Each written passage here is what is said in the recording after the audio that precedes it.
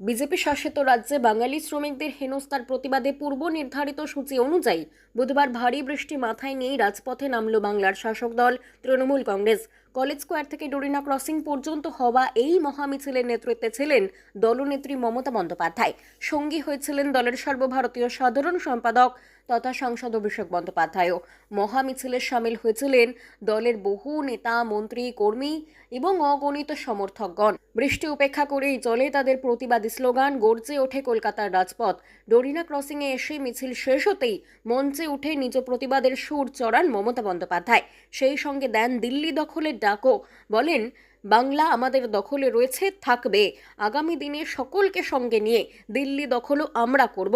2026-এর বাংলার বিধানসভা ভোটের পরে লোকসভা নির্বাচনে বিরোধী জোট ইন্ডিয়ায় সফল হবে। এদিন বক্তব্যের শুরুতেই দুঃখ প্রকাশ করে মুখ্যমন্ত্রী বলেন, আমি অত্যন্ত লজ্জিত, ব্যথিত, দুঃখিত, মর্মাহত। ভারত সরকার 2025-এর ফেব্রুয়ারিতে একটি বিজ্ঞপ্তি করেছে, সেটিকে আমরা চ্যালেঞ্জ করব।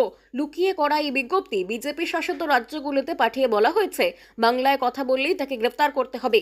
বিনা দোষে, বিনা বিচারে 1 মাস কাউকে বন্দি করে রাখা যায়? এ তো জরুরি অবস্থার থেকেও ভয়ানক। অবৈধভাবে আইন করা হয়েছে, যে আইনের মানে তারা নিজেরাও জানেন না। সকল ভাষাভাষী মানুষদেরকে আমি সম্মান করি, কিন্তু বাঙালিদের ওপর এখনো অত্যাচার হলে আমি কখনোই মেনে নেব না। এরপরই মুখ্যমন্ত্রীর হুঁশিয়ারি, আমি বাংলায় বেশি করে কথা বলবো। ক্ষমতা থাকলে আমাকে ডিটেনশন ক্যাম্পে পাঠিয়ে দেখাও। বাংলার লোকেরা আমাকে বেছে নিয়েছেন, আমাকে বাংলায় কাজ করতে দিন। বাংলায় আমার সমস্যা করলে আমি গোটা ভারতে ঘুরবো। আমাকে আপনারা আটকে রাখতে পারবেন না। আমি দেখব কতগুলি ডিটেনশন ক্যাম্পে আমাকে নিয়ে যেতে পারেন, সেখানে গিয়েও আমি বাংলাতেই কথা বলবো। নাগরিকত্বের বৈধ কাগজপত্র থাকা সত্ত্বেও কোন অধিকারে বাঙালিদের ডিটেনশন ক্যাম্পে পাঠানো হবে, সেই প্রশ্নও তুলেছেন মুখ্যমন্ত্রী। তার প্রশ্নবাণ, বিজেপি কি দেশের জমিদারি পেয়ে গিয়েছে? পশ্চিমবঙ্গের নাগরিকদের কাছে আধার কার্ড, প্যান কার্ড রয়েছে। 22 লক্ষ বাংলার মজদুর বাংলাতেই থাকলে অনেক ভালো থাকতে পারেন। তাদের দিয়ে কাজ করাবে, আবার বাংলায় কথা বললে তাদেরকেই জেলে পাঠানো হবে, ডিটেনশন ক্যাম্পে পাঠানো হবে। কেন? কোন অধিকারে? পশ্চিমবঙ্গ কি ভারতের অঙ্গ নয়?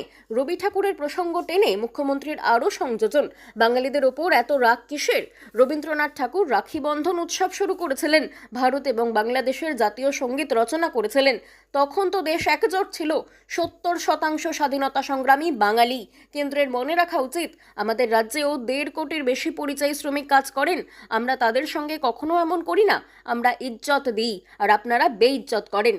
এরই সঙ্গে তিনি মতুয়া এবং রাজবংশী পরিযায়ীদের প্রসঙ্গ টেনে কটাক্ষের সুরে বলেন, নির্বাচনের সময় মতুয়াদের বাড়িতে গিয়ে ভোট ভিক্ষা করেন এবং অন্য সময় তাদের অত্যাচার করেন।